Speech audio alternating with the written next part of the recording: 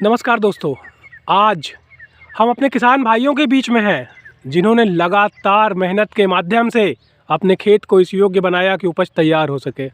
परंतु हमारे किसान भाइयों की विडंबना है कि भारत में गाय को एक पशु नहीं, माता का दर्जा दे करके उनके वंशजों को छोड़ दिया गया है फसलों को चरने के लिए।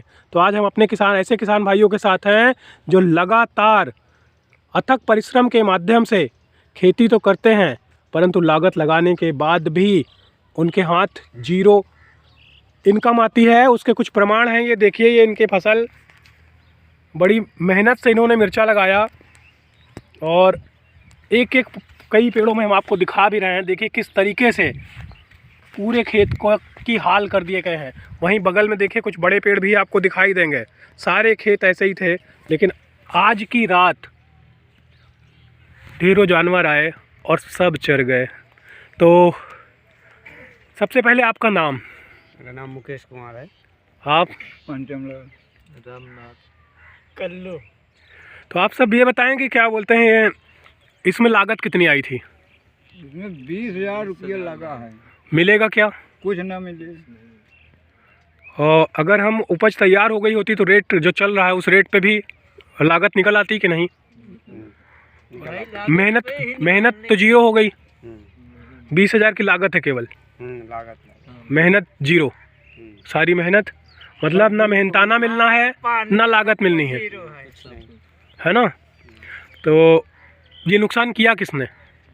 अरे भी गाँव करे नहीं है, जौन छोड़ी नहीं है, बीजेपी छोड़ा, इनकी काउन छोड़ा हुआ और है का बता। ये तो भारतीय जनता पार्टी सरकार का ही एक फरमान है कि भाई गौशाला बनाने का हर गांव किया गया, गौशाला भी नहीं बनता है, कहीं कुछ होता है, ये है वो है।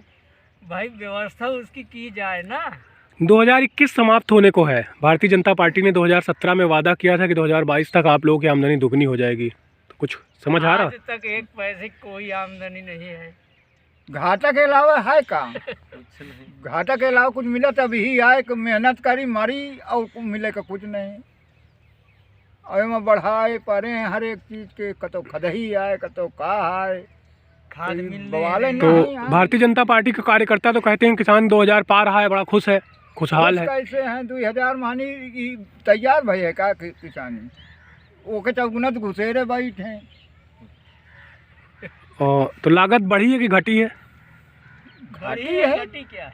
लागत लागत बढ़ी है। लागत तो चौचक बढ़ाए हैं। 2014 में जब तक बीजेपी सरकार केंद्र में नहीं थी तब जुताई कितने रुपए थी ट्रैक्टर से? 400 रुपये में थी। और अभी 650 रुपये में। उस समय खेती में कुछ आमदनी थी, उसके हिसाब से अभी आमदनी बढ़ी कुछ? 900 रुपये बोरी थी, आज 1200 रुपये में मिल नहीं रही है। डीएपी 900 रुपये 2014 में थी। और का याद करिए सही से, आपको अच्छे से याद नहीं। आप 900 रुपये थी अभी 2017 में, 14 में और कम थी, 700 रुपये थी। 730। यूरिया कितने में है इस समय? 275 है। बोरी 275 रुपये बोरी। पहले कितने में थी? पहले 59 में थी। 59 रुपया बोरी। 200। कब की बात कर रहे हैं? अरे वही तो है। साल की बात है, साल भर की बात है। नहीं, और पहले तो नहीं, बहुत कम रही। बीजेपी सरकार के आने से पहले कितनी थी? सरकार के पहले और कम के रही है। तो पहले 50 किलो की बोरी आती थी, अभी का 50 किलो की बोरी है। 5 किलो कम है। मतलब वजन भी कम कर दिया, रेट भी बढ़ा दिया। आमदनी कुछ नहीं है। आमदनी नहीं बढ़ी। तो वादा कर रहे हैं कि 2024 तक 2022 तक आप लोगों की आमदनी दुगनी हो जाएगी। कहीं कुछ नहीं, रेट फिक्स कर देते हैं किसानों के लिए, और जो रेट फिक्स कर दिए वही पे अटल रहे। और जो किसान खरीदने कौन सरकार फिक्स करती है? अब सरकार तो फिक्स कर रही है। तो सरकार जो फिक्स करती है उसको एमएसपी बोलते हैं, न्यूनतम समर्थन मूल्य, मिनिमम सपोर्ट प्राइस। तो एमएसपी कई फसलों पे है, इस फसल पे नहीं है। जो आपकी गेहूं पर हुई है, गेहूं है, चावल है, मक्का है, बाजरा है, अरहर है। फिर भी तो वही तो बात तो है। कभी जो फसल आपका गेहूं वगैरह तैयार हो रहा, धान एमएसपी पे का एमएसपी मिली? एमएसपी 2000 की है। 1700 कुछ रुपया शायद है, कुछ नहीं है, नहीं मिला। गेहूं के MSP 1975 रुपया है। कुछ नहीं। कुछ नहीं मिलता। आपके यहाँ गेहूं इतने इस समय कितने बिक रहा है? अरे इतने समय तो बढ़ाए हुई हैं कुछ पे, बाकी नहीं, पहले तो बहुत कम है। 108 है 10 में तो ले रहे हैं। 108-10 मतलब आपका 1600 रुपया कुंटल। के रहा है। 1600 रुपया कुंटल ना, कुंटल, हाँ। मतलब MSP से बहुत नीचे जा रहे हैं।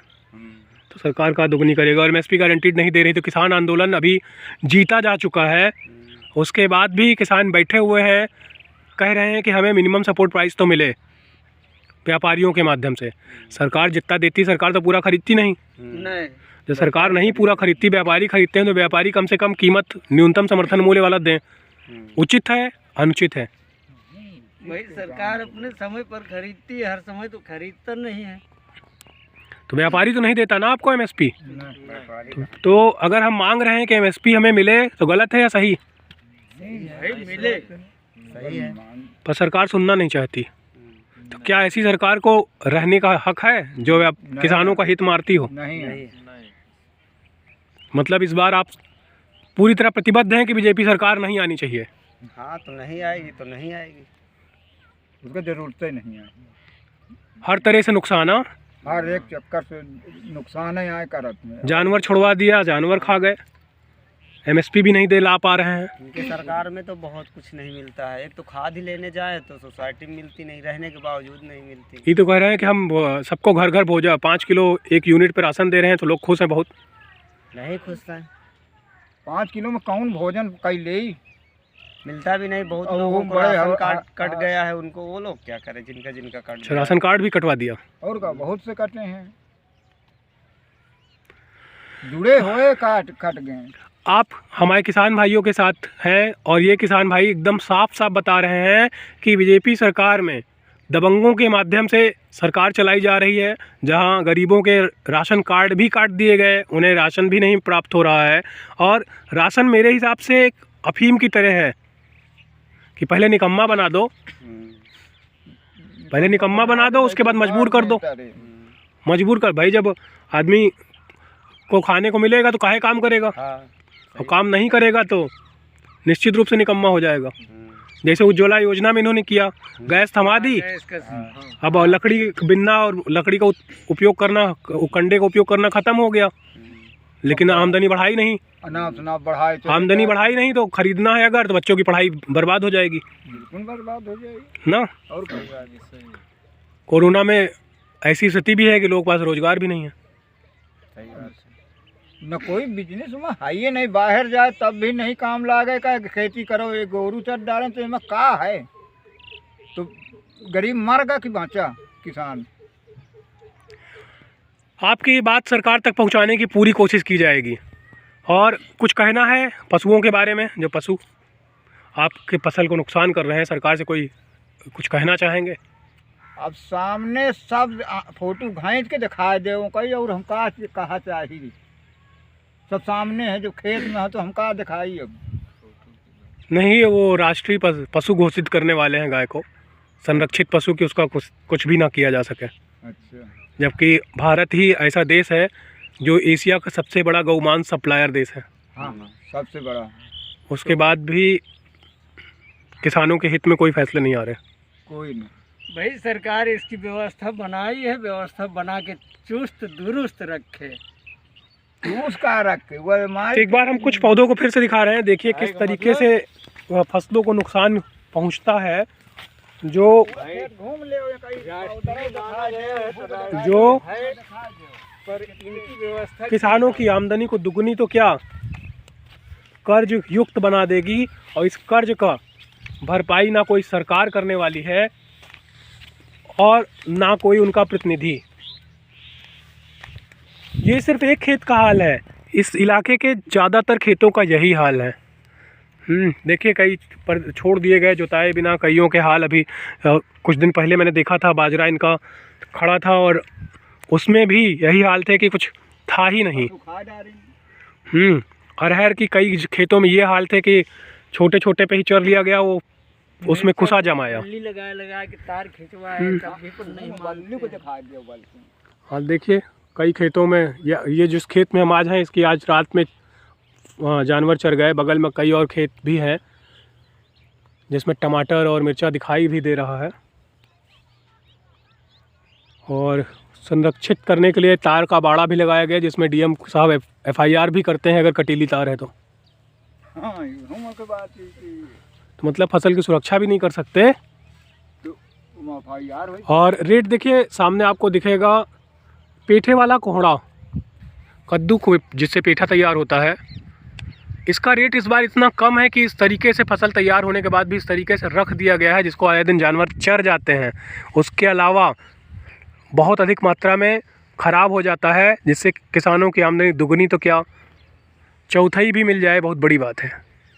लागत निकाल जाए चाहे तो चौथाई के बाद सबई चला के कि वो चौथाई सबई तो जात है, वो सड़ा जात है, कोई पूछे वाला नहीं। 200 का 250 का कुंटल नहीं को ले वाला। बहुत बहुत धन्यवाद। फिर मिलेंगे। मैं राष्ट्रीय सेवक केंद्र कुमार सिंह किसानों के हित की बातें करता रहता हूं और किसान ब्रिगेड का राष्ट्रीय महासचिव। जय हिंद, जय भारत।